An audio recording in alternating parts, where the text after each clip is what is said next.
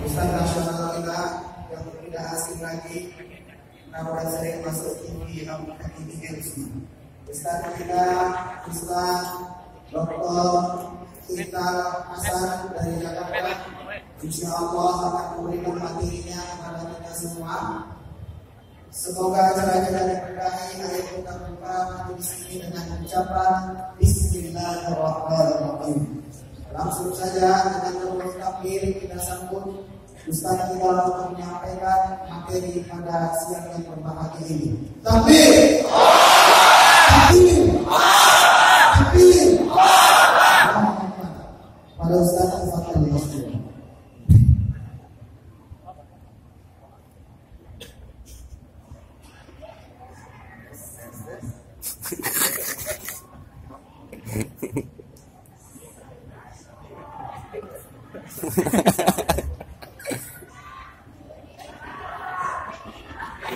Berdiri.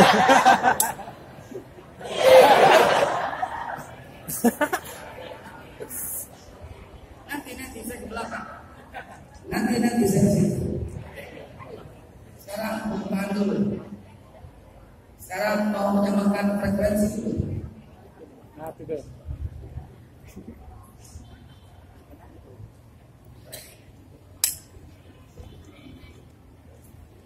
Sekarang mau menyamakan frekuensi dulu. Kan kata orang di masjid tidak boleh bicara politik. Tidak harus bicara politik. Kan kata orang di masjid tidak boleh kampanye pilih presiden. Tidak harus bicara presiden. Karena di masjid adalah awal mula perjuangan umat. Asik. Terkontaminasi oleh kata-kata yang terkata di masjid yang bicara politik. Tidak harus. Kalau ada orang yang berkata di masjid jangan bicara politik, suruh dari ruang kubur terus dia masuk kubur dirinya sendiri. Orang ini kata bicara. Nabi Muhammad SAW menjulukan semua dari masjid. Nabi Muhammad bicara politik di masjid, ideologi di masjid, ekonomi di masjid, mempersatukan antara Ansar dan Muhajirin di masjid, menyusun peperangan di masjid, bahkan melakukan perang di dalam masjid. Sepakat? Begitu. Karena kita takut dari umat Islam. Selama waktu kami takut, selama itu kebatilan merajalela. Selama umat Islam menjadi hancur, selama itu umat Islam menjadi pecundang di negaranya sendiri, di daerahnya sendiri. Sepakat. Sepakat. Di masjid bicara politik, ekonomi, sosial, budaya, pertahanan, keamanan, bahkan latihan perang kalau perlu di masjid. Nabi Muhammad SAW dalam hadis Bukhari Muslim melatih para sahabatnya pelatihan berpedang di dalam masjid. Kecuali berkuda di dalam masjid. Kotor masjidnya. Tapi latihan perang di masjid, artinya politik di masjid. Quran mengajarkan cara memimpin di masjid. Nabi mengatakan ayat-ayat munafik supaya kita terhindar dari pimpin yang munafik juga di masjid. Jadi kan masjid itu basis perjuangan umat Islam. Saat ini banyak orang yang menafsirkan masjid cuma tempat ibadah. Memang Islam cuma sholat, zakat, puasa, haji. Islam mengurus rumah tangga, Islam mengurus WC, kamar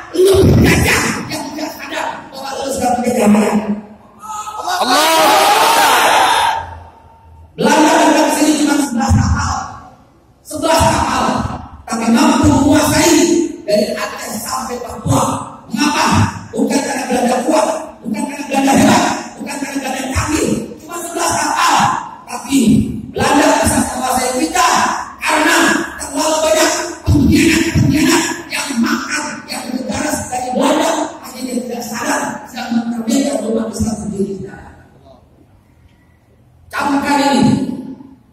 Baik, saya akhiri dengan mengucap siap kembali.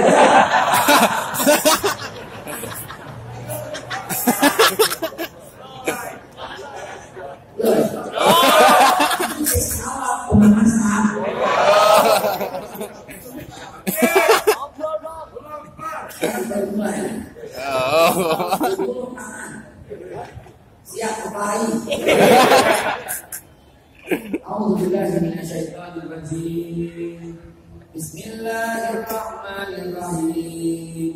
Assalamualaikum warahmatullahi wabarakatuh.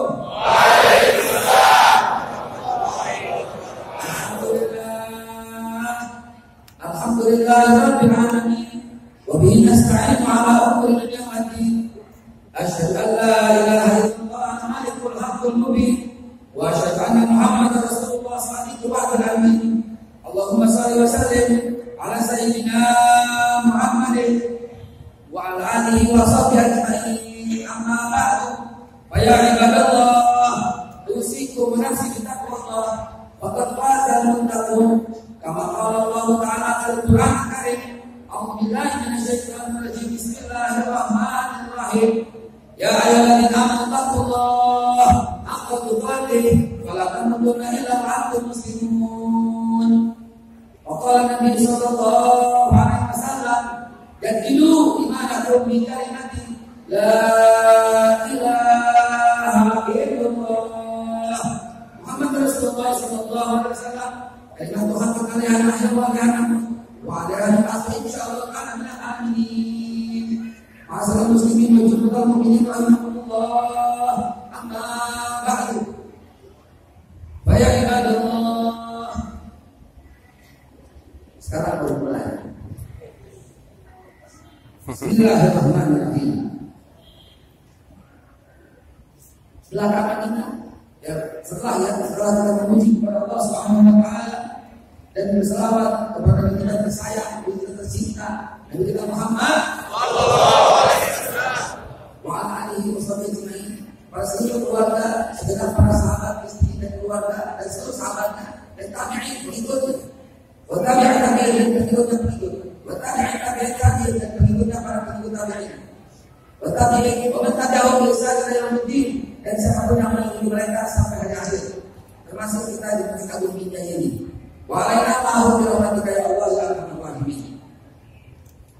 Saya sengaja menciptakan suasana Jumat agar bicara terkontrol. Karena kalau nggak pakai bacaan Jumatan begitu, bisa-bisa rakyat kemana-mana pembicaraan. Bisa-bisa kampanye 2019 kan? Amin. Cuma contoh doang. Jangan, kalau di masjid jangan kampanye, saya setuju. Jangan kampanye di masjid, saya setuju. Tapi kalau bicara politik nggak bisa, cuy. Islam dibesarkan dari politik nggak bisa, nggak bisa, kagak bisa, kakak jaga kagak, tidak bisa, tidak ada, tidak bisa. Kalau ada, urus kejuruteraan, terus, dekat. Jazakumullah. Setelah bersyukur kepada Allah dan bersalawat kepada Rasulullah, jazakumullah khairan katsiran terima kasih kepada DKM semua. Alhamdulillah atas izin dan restu beliau, saya diizinkan bicara di sini. Alhamdulillah. Kepada para polisi, Pak Polisi mana Pak Polisi? Mana? Pak Polisi? Pak Polisi? Intel yang mana?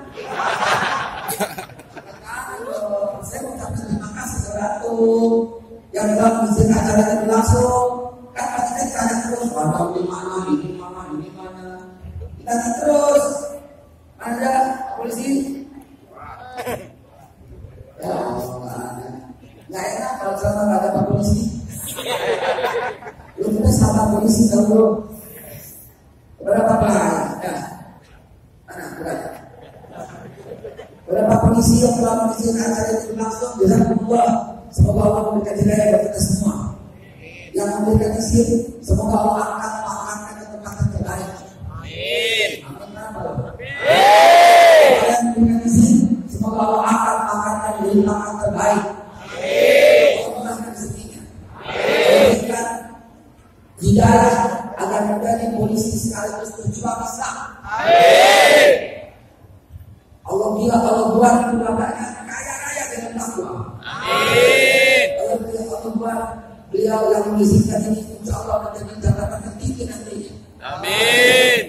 Dan yang tak mengizinkan, amin. Presiden. Oh, kasih saya juga. Alhamdulillah atas izin mereka semua, BKN, polisi dan semuanya, dan panitia khusus yang luar biasa membuat acara ini terselenggara dengan baik.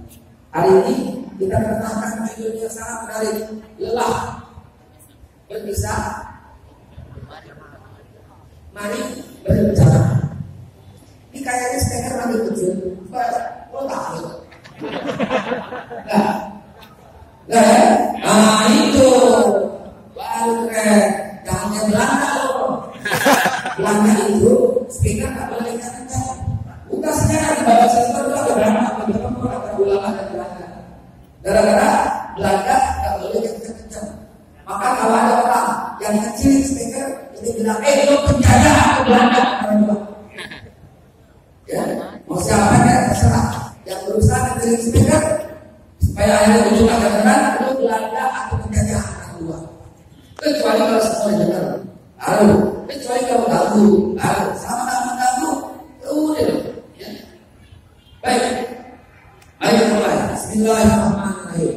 Saudara sekalian yang dimuliakan Allah, hal ini terjadi terselenggara karena antum memenuhi syarat sebagai pengurus masjid.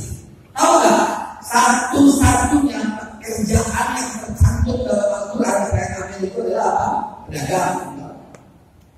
Pengusaha, sarjana hukum, presiden, karyawan, satu-satunya pekerjaan yang dihormati oleh Allah Subhanahu wa Ta'ala pengurus masjid. Innama ya'muru masajidallah. Itu.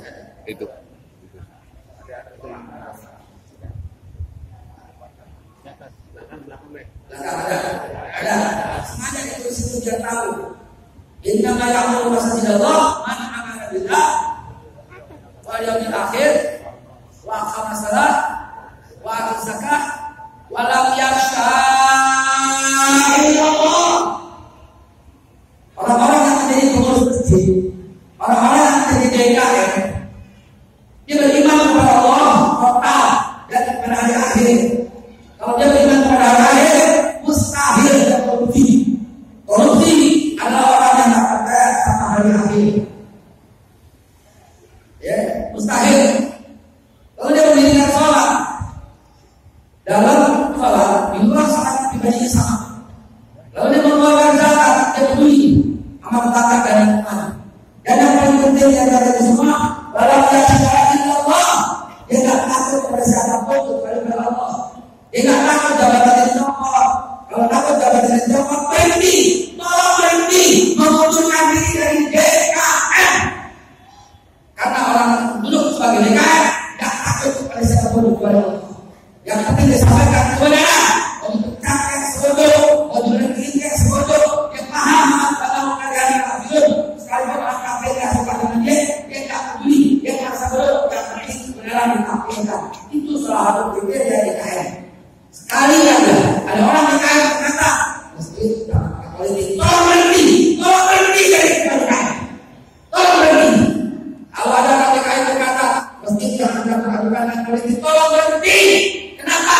Karena masjid adalah basis perjuangan umat Islam.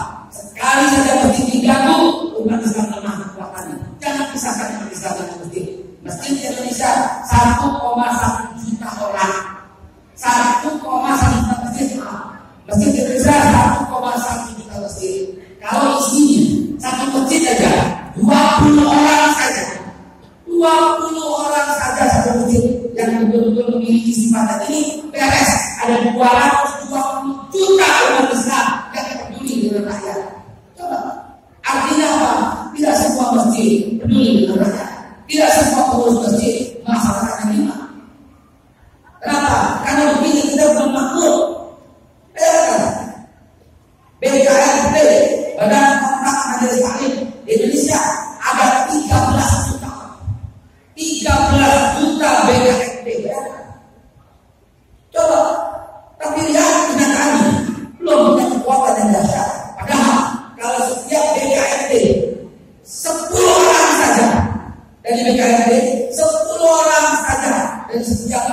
Salim adalah orang-orang yang peduli dengan rakyat, peduli dengan umat, maka kita akan punya 130 juta orang yang peduli dengan rakyat. Beres tak?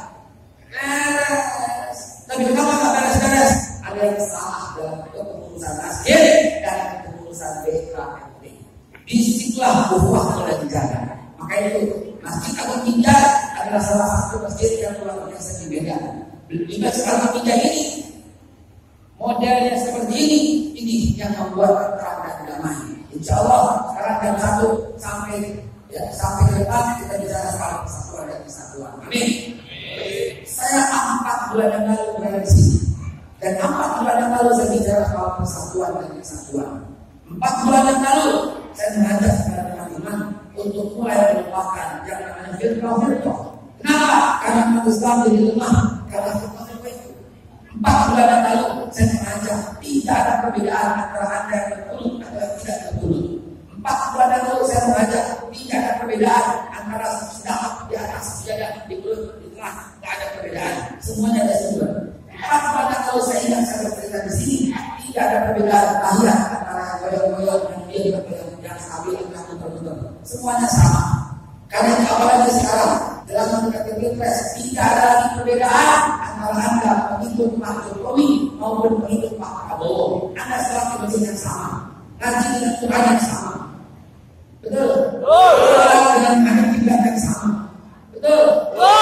Ya sudah, mereka saudaramu. Wahai pengikut Pak Jokowi, pengikut Pak Prabowo itu saudaramu. Wahai pengikut Pak Prabowo, pengikut Pak Jokowi itu saudaramu. Waktu ibadallah ufana, jadilah hamba Allah yang bersenara. Di situ kita pentingnya kesatuan saudara. Lelahlah dalam perbedaan, lelahlah dalam caci maki, lelahlah dalam caci maki di sosial media. Hentikan itu semua. Kita di ujung tanduk. Belum lagi perbedaan antara umat Islam yang saat ini makin aneh. Ada sekelompok aliran dalam Islam yang berani memahami sahabat Nabi. Sebelumnya tidak ada. Aliran itu bernama Syiah. Di mana ada? Ada di mana? Ada. Mane. Dan KKB. Kita tunggu nih fatwa. Kita tunggu dulu fatwa. Saya lagi nanti janji Pak Kiai. Dulu ada yang janji masih sebutkan namanya. Ya udahlah. Terus asal kita nanti udah masalah. Itu nangis kok kalau bicara soal. Amin kalau baik.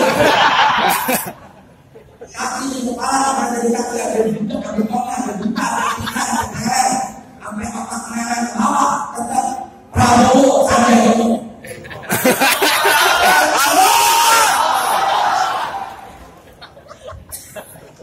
Kita masih dua. Tahu email. Dia nanya saya berat jawab. Saya nggak minta ada yang kita bawa, tapi dia tanya. Bapak yang dari siapa yang dari Prabowo? Kenapa yang Prabowo mau berubah? Begitu. Allahu Akbar. Kalau nggak tanya nggak jawab. Ini nanya gue gimana nggak jawab. Kan jawab sama teror. Lu cuma bodoh.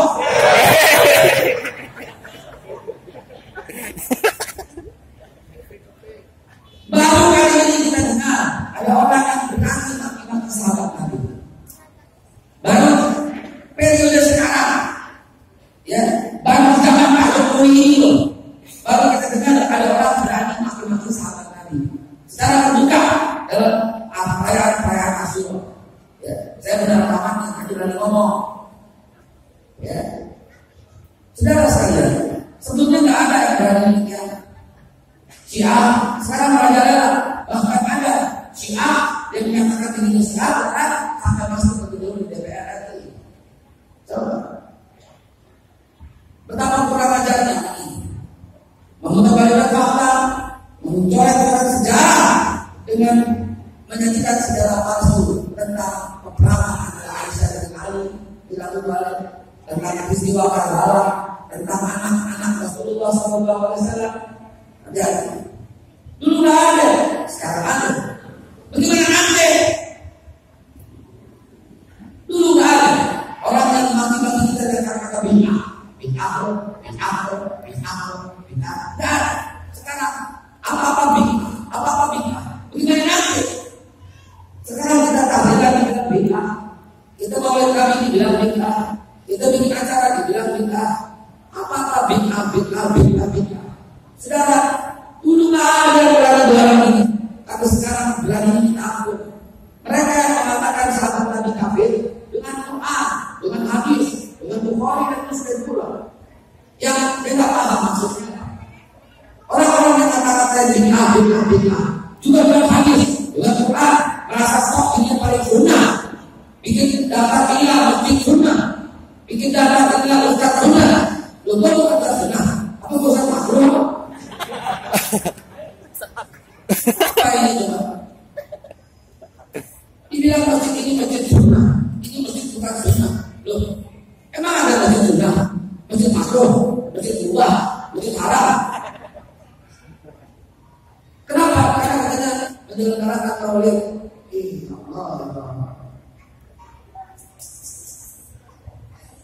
Orang ini, siapapun yang memilih, kalau mencatat kepala sekalian, memecah belah umat, mengoyak resah umat. Kita nggak pernah menyerang Syiah. Cuma kita sama mereka, tolong jangan hina para sahabat-sahabat Rasul yang mulia. Kita nggak pernah menyerang para bid'ah. Kau nggak bid'ah. Orang yang rajin membid'ahkan, tidak bid'ah. Tahu bid'ah? Kita nggak pernah menyerang mereka. Silahkan menjalankan sunnah dengan baik.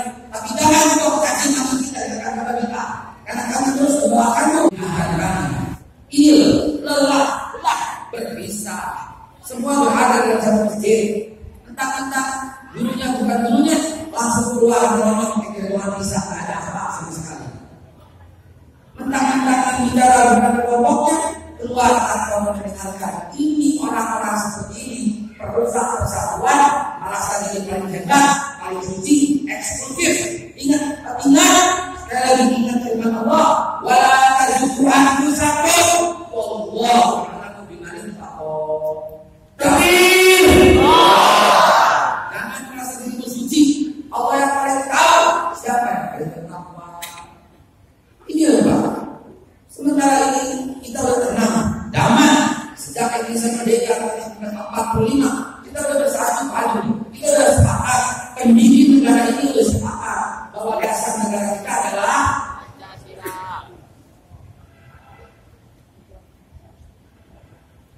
Salah. Pasal 29 berkata, negara Indonesia berdasarkan ketuhanan yang Maha Esa. Bukan Pancasila. Pancasila ada dalam bagian pembukaan Undang-Undang Dasar 45 dan kita sepakat menjadikan Pancasila juga sebagai dasar muda gitu loh. Tapi dasar utama kita itu adalah sesuai dengan Undang-Undang Dasar 45. Negara kita Indonesia berdasarkan ketuhanan yang Maha Esa. Tuhan yang mana? Ketuhanan yang Maha Esa. Tuhan yang mana? Dicantumkan di ayat ini yang ketiga. Kalau kita baca dari awal, itulah yang menjadi dasar negara kita. Bahwa sesungguhnya kemerdekaan itu adalah hak segala bangsa. Dan karena oleh sebab itu penjajahan di atas dunia harus dihapuskan karena tidak sesuai dengan budi kemanusiaan dan budi keadilan. Atas dan perjuangan pergerakan Indonesia telah sampailah pada saat yang bahagia dengan selamat sentosa mengantarkan Indonesia ke depan itu berulang ketika Indonesia merdeka bersatu berdaulat adil dan makmur. Atas berkat rahmat Allah yang Maha Kuasa, itu Tuhan yang Maha Esa yang dimaksud adalah Allah Maha Kuasa, bukan Tuhan yang lain. Atas itu pembukaan loh, saya mau konstitusi loh.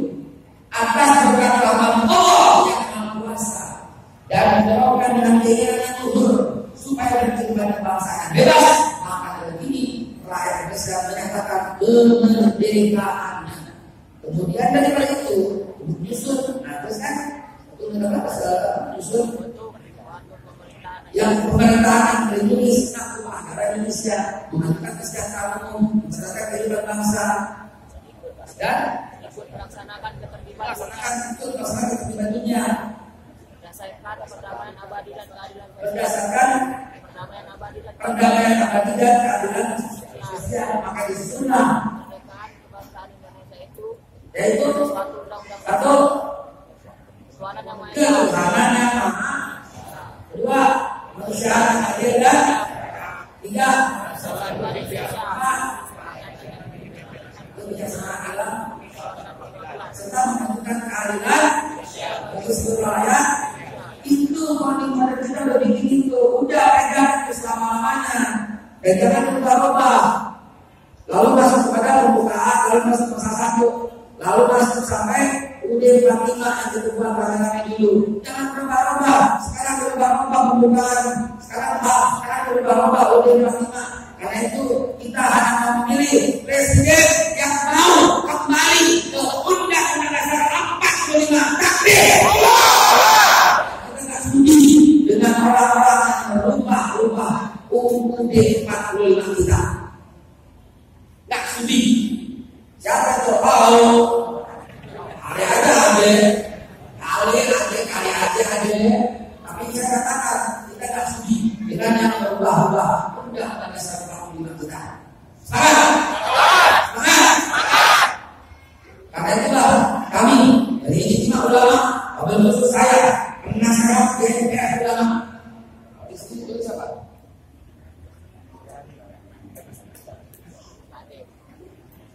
Dia siapa? Anggota. Bukan, saya bukan anggota. Saya penasehat dan pembina GMPF Ulama Pusat. Dan kami terus memantau, kami buat dalam Ijtima Ulama, dan berdasarkan keputusan Ijtima Ulama itulah kami dari ulama-ulama yang hadir dalam Ijtima Ulama yang merupakan representatif daripada GMPF yang sebelumnya, dan merupakan representatif dari GMPF MUI sebelumnya, dan merupakan representatif dari persaudaraan alumni 212 yang merupakan representatif dari gerakan 212. Semuanya sepakat bahwa tanggal 17 April Habib Rizik Syihab sebagai ketua umum, sebagai pembina semua yang saya sebutkan, sepakat semuanya bahwa kami memilih Prabowo Subianto sebagai Presiden Republik Indonesia. Saya bukan kampanye, saya menginformasikan hasil Ijtima Ulama. Yang cerdas, yang mikir, kalau kampanye saya tidak mari pilih tidak. Saya sebagai diundang, sebagai pengurus, sebagai penasehat, sebagai pembina GMPF Ulama, saya informasikan hasilnya. Ya, jelas. Yang cerdas, jangan bodoh. Bila saya kampanye tidak, saya tidak kampanye. Saya sebut menurut Pak Jokowi orang yang baik. Saya sebut Jokowi itu orang yang soleh. Saya sebut Pak Jokowi itu orang yang sholat. Saya sebut semua. Ya, saya sebut Pak Jokowi itu orang Muslim. Hati-hati kalau saudara mengatakan Pak Jokowi orang PKI, Anda berhadapan dengan saya lebih dulu. Kenapa? Karena kami juga cinta Pak Jokowi, tapi kami juga cinta semua rakyat Indonesia. Karena itu kami berhak menentukan pilihan. Ini bukan bicara politik sekarang. Ya, jangan dikatakan saya kampanye tidak, walaupun saya Jurkamnas. Saya tahu diri kapan saya bicara soal Jurkamnas, kapan bicara dakwah. Ini soal bicara dakwah. Ya. Baik, kita jadi masuk ke topik utama kita. Lelah bisa, mari bersama. Mari berjamaah. Saudara sekalian yang dimuliakan Allah, hari ini canangkan persatuan. Hari ini kita bela semua saudara-saudara kita. Siapa itu? Saudara-saudara sebangsa setanah air. Hari ini kita lihat persaudaraan kita di ujung kaki. Antara yang pakai kudung sama nggak pakai kudung udah mulai bersinggungan hati. Antara yang maulid, kalau yang tak maulid udah mulai bersinggungan hati. Sampai-sampai yang orang bin ahal itu yang rajin lewat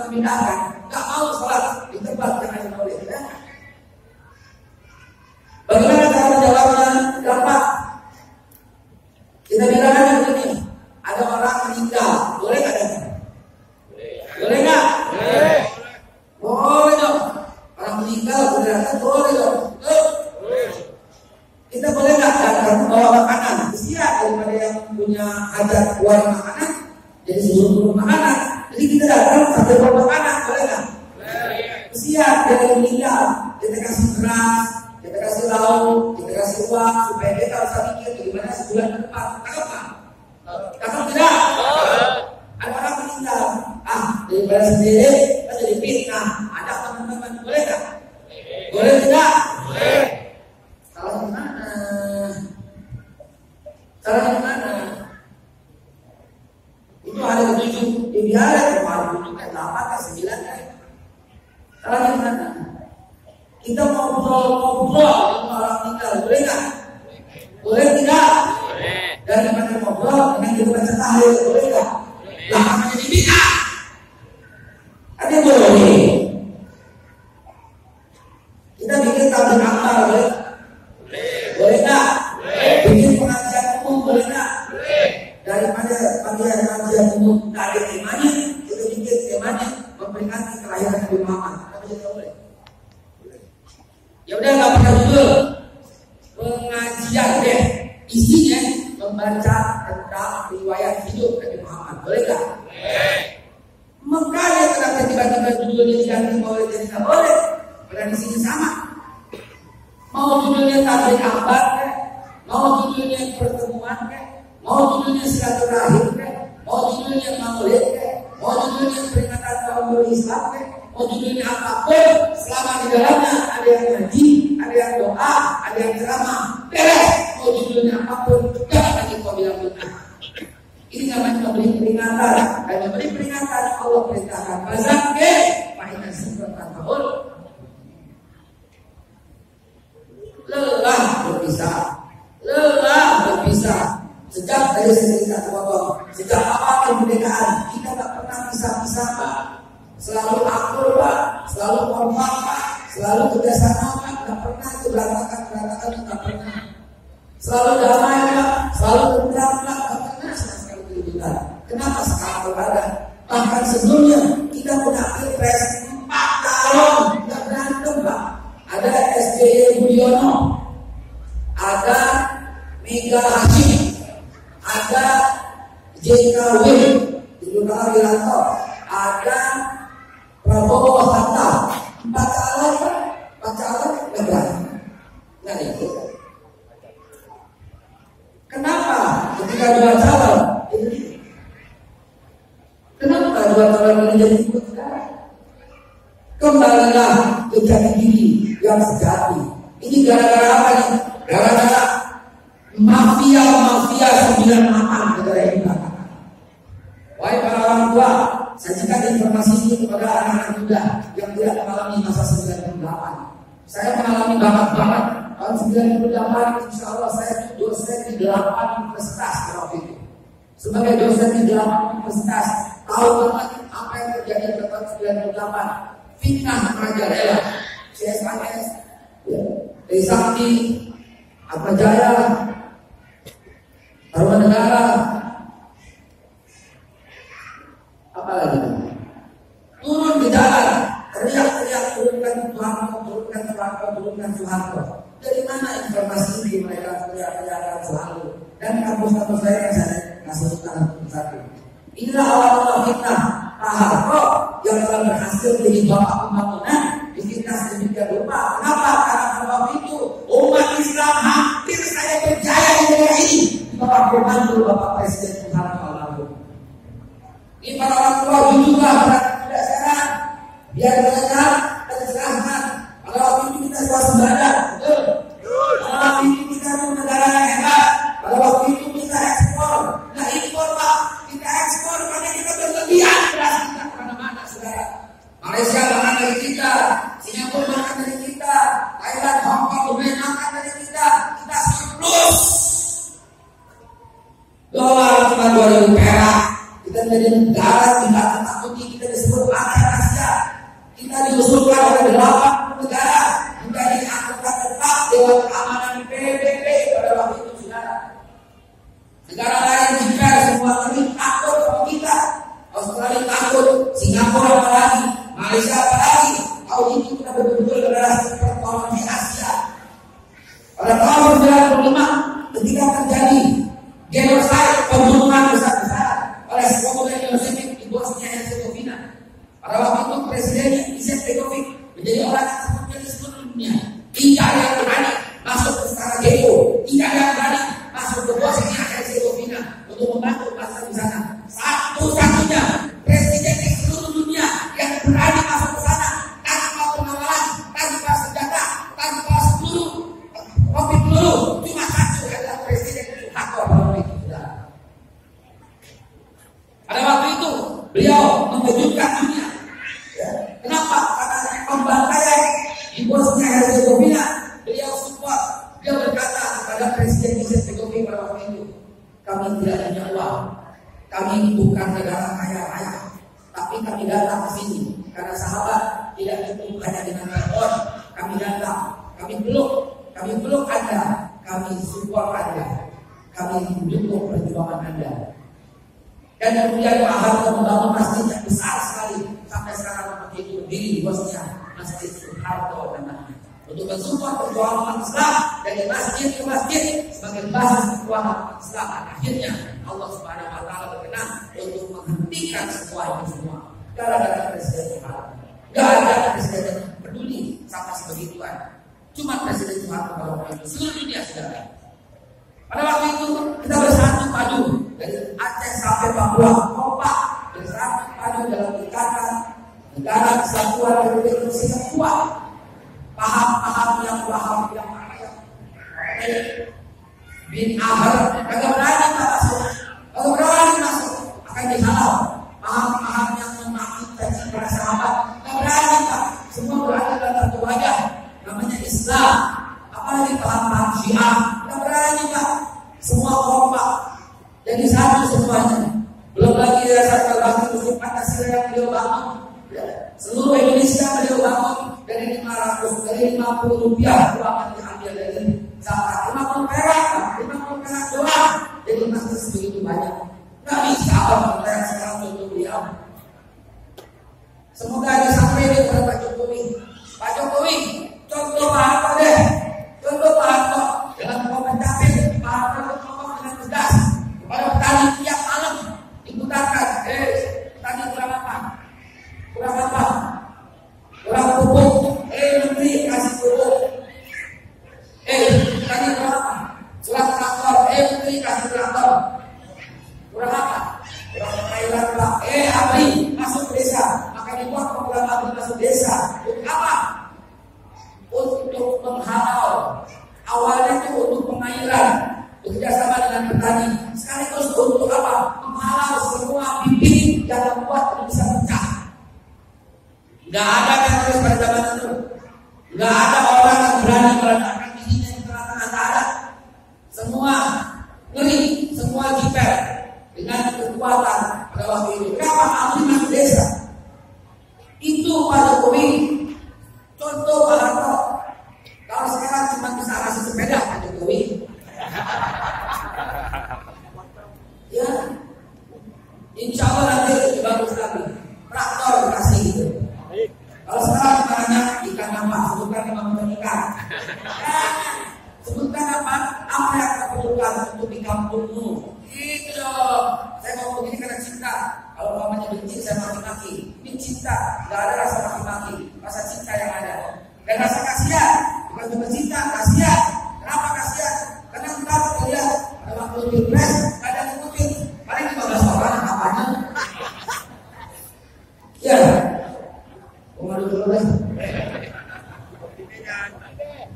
Masya Allah, Masya Allah. Masya Allah. Ya, kompak ya. Itu tadi pilpres. Jadi kompak. Jadi akur. Jadi damai. Dia saudara hentikan. Jangan lagi maki-maki mereka. Dan mereka pun tinggal mereka maki-maki. Kita saudara. Betul. Sebangsa tanah air. Betul. Saya mengutip berita. Saya cuma berkata kemarin di Twitter saya tulis IMF tolong tunda saja atau alihkan atau buat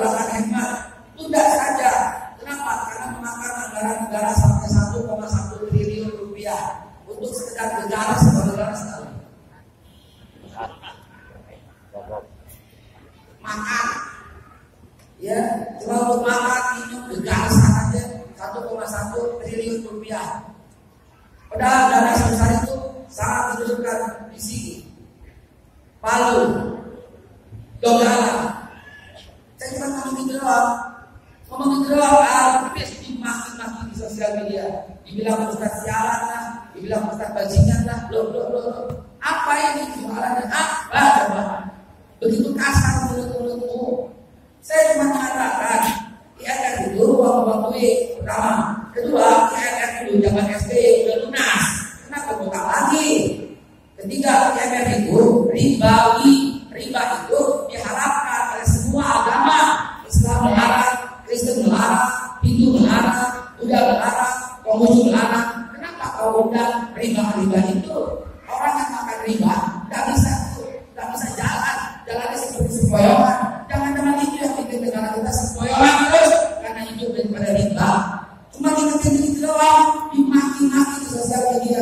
Ustaz Galuman, Ustaz Sialan, Ustaz Baksa. Loh. Lihat nggak mulut-mulut seperti itu? Makanya saya katakan ini nggak mungkin orang Islam begini. Nggak mungkin orang Islam tidak menghormati dari ini. Nggak mungkin. Dan Kristen nggak mungkin juga. Karena nggak pernah diajarin oleh Yesus kayak begini.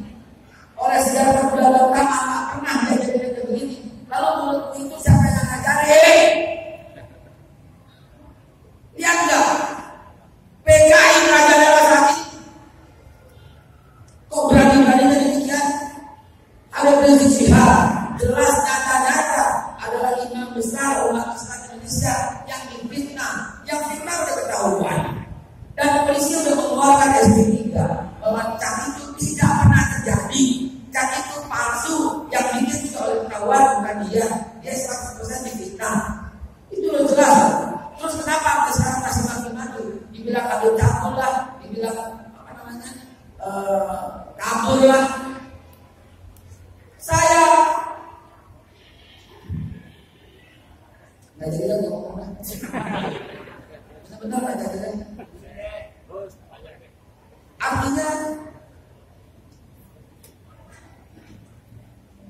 aja ngomong.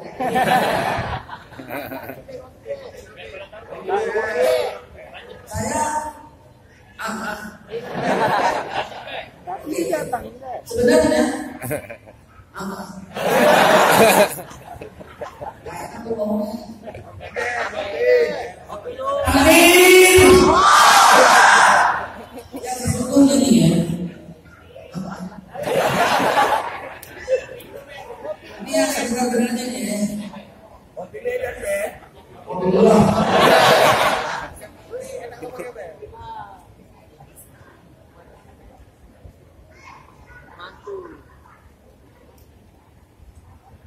sudah 3 kali beliau mau pulang ke Indonesia. Tanggal 8 Juni mau pulang nggak bisa, 12 Juni mau pulang nggak bisa, 19 Juni mau pulang nggak bisa, 18 Juni mau pulang nggak bisa, harus 19 Juni. Beliau udah mau pulang sampai ke bandara nggak boleh masuk imigrasi, nggak boleh keluar. 3 kali. Siapa yang nahan? Allah a'lam bishawab. Kami udah menghubungi kedutaan. Kedutaan bilang enggak. Kami udah menghubungi KBRI bilang enggak. Begitu juga polisi bilang enggak. Lalu yang nahan siapa? Jin yang nahan. Sekongkol ini yang membuat sampai sekarang beliau nggak bisa kembali. Memang kenapa? Beliau berubah? Bukan. Beliau memimpin partai? Bukan. Beliau menjadi presiden? Enggak. Beliau maling? Enggak. Beliau adalah orang yang paling ahli dalam menerjemahkan Pancasila. Beliau yang paling setia dengan Pancasila. S1, S2, S3 semuanya tunggal. Beliau cerdas. Beliau menguasai bahasa Arab, bahasa Inggris, dan bahasa yang lain. Beliau menguasai semua. Beliau ulama, beliau habaib, beliau menguasai puluhan kitab, beliau mengarahkan puluhan kitab. Beliau berguru di seluruh negara. Beliau warga kehormatan. Kalau beliau mau jadi warga negara Saudi, selesai, terhormat dan kaya-kaya. Kalau beliau mau presiden Turki masuk sebagai warga negara, kalau dia mau, tapi tidak. Tapi tidak sedikit pun beliau cinta mati dengan NKRI yang beliau canangkan. NKRI harga mati juga. Kenapa kalau bilang? Kenapa? Ada satu kekuatan yang menakut Saudara bayangkan, apabila beliau pulang, apabila beliau ditembak, atau beliau mati, atau ternyata cara beliau tumpah, demi Allah, kalaupun dia wafat, akan beliau bangkitkan 1000 ulama-ulama lain, 1000 habib lain yang akan melanjutkan perjuangan beliau. Amin. Inilah yang ditakutkan oleh orang yang takut itu. Inilah yang membuat mereka panik. Saudara bayangkan, kalau beliau pulang, bayangkan doa dari Muhammad, bayangkan doa. Saudara bayangkan, 212 kita kumpul lagi di Monas. Betul? 212 kita kumpul lagi di Monas. Yang kali ini dihadiri oleh beliau. Dan beliau kumandangkan, beliau suarakan melalui sosial media. Semua orang datang, semua pengurus masjid datang. Masjid yang jumlahnya 1,1 juta di seluruh Indonesia datang, kirimkan pengurus-pengurus wakil-wakilnya. BKMT yang jumlahnya 13 juta BKMT kirim perwakilannya satu. Maka penuhlah Monas dengan 14 juta perwakilan seluruh Indonesia. Dan mereka semua orang taat pada Habibana. Dan kemudian Habibana berkata, wahai semua orang, jadikanlah satu semua rumah posko pemenangan Prabowo Sandi. 2, jadikanlah gadgetmu, handphonemu sebagai untuk menghalau berita-berita hoax dan berita-berita bohong. 3, jadikan semua pengurus masjid dan semua pengurus BKMT adalah saksi-saksi di TPS untuk menghindarkan kecurangan. 4, audit forensik komputer KPU untuk dilihat agar komputer melakukan kalkulasi dengan jujur dan adil serta langsung umum, bebas dan rahasia. 5, kembalikan perhitungan manual dengan formulir C1 sebagai dasar yang dicontoh oleh semua pengurus masjid dan semua pengurus BKMT. Itu rencana kita kalau dia murah. Ada yang panik nggak? Ada nggak? Panik, ada yang panik, ada yang panik, takut diganti lagi. Panik, ada yang panik, ada yang panik, takut diganti lagi. Panik, ada yang panik, ada yang panik, takut diganti. Kalau nggak panik di samping, ada nggak yang lebih panas? Ada yang lebih merah? Ada. Kita akan bagian yang lebih merah.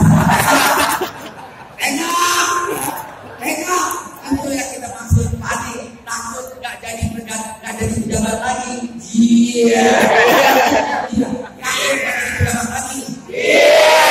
Takut dapat duit. Iya. Takut pasti dikasih cabut. Iya.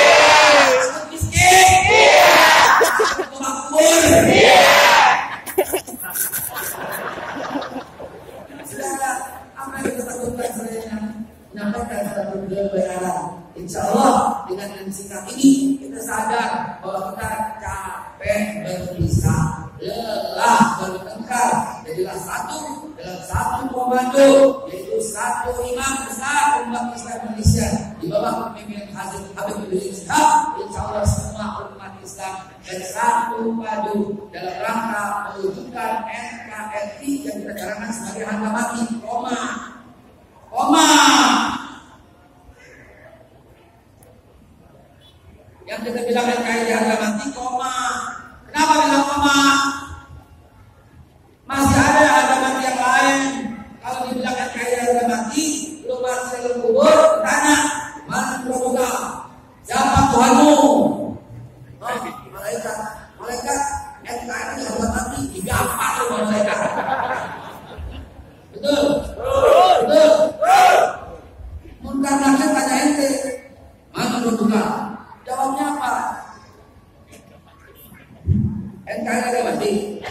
Saudara, bukan saya menghina, tapi kita sadar bahwa betul NKRI harga mati. Koma, NKRI harga mati. Al-Quran harga mati. Hadis harga mati. Cinta sahabat harga mati. Cinta ulama harga mati. Itu yang dimaksud. Makanya kita selalu kata Al-Quran imam kami. Ayo.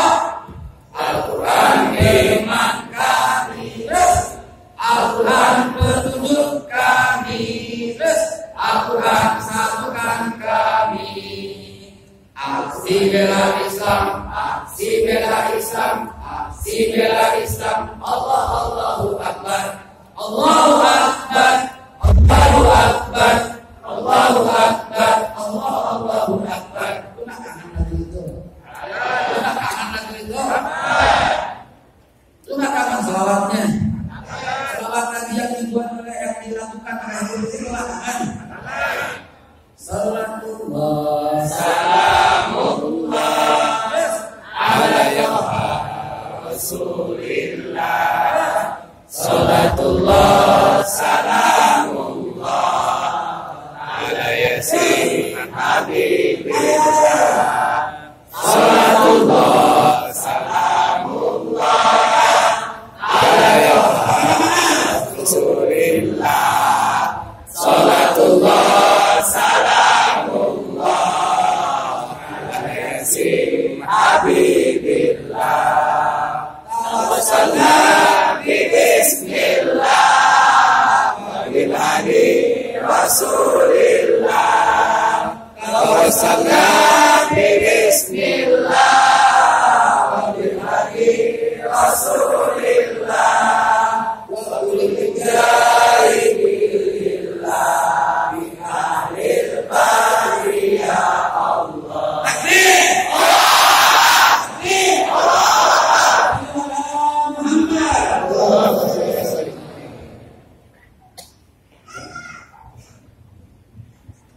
Hadirin sekalian yang dimuliakan Allah, habis ini seharusnya saya ke Langkat.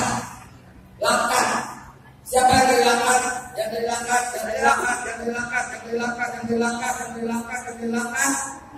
Alhamdulillah. Saya mohon maaf beribu-ribu maaf.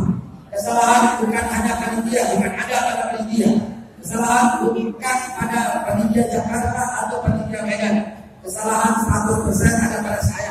Salahkan saya, insya Allah Langkat akan menjadi prioritas saya kunjungan ke Medan berikutnya. Saya harus menikahkan, bukan menikah. Saya harus menikahkan keponakan saya. Hari ini, sore ini beliau menikah, menunggu saya. Saya adalah walinya. Ya, saya harus pulang untuk menikahkan keponakan saya. Beliau hanya inginkan saya sebagai wali. Beliau sudah menanti saya. Mungkin dengan tangisan yang menunggu saya. Saya mohon izin kepada antum semua untuk mengizinkan. Terakhir, sebelum saya tutup, saya mau kasih tahu hadis Nabi. Rasulullah bersabda, demi Allah tidak beriman, demi Allah tidak beriman, demi Allah tidak beriman. Siapa ya Rasulullah?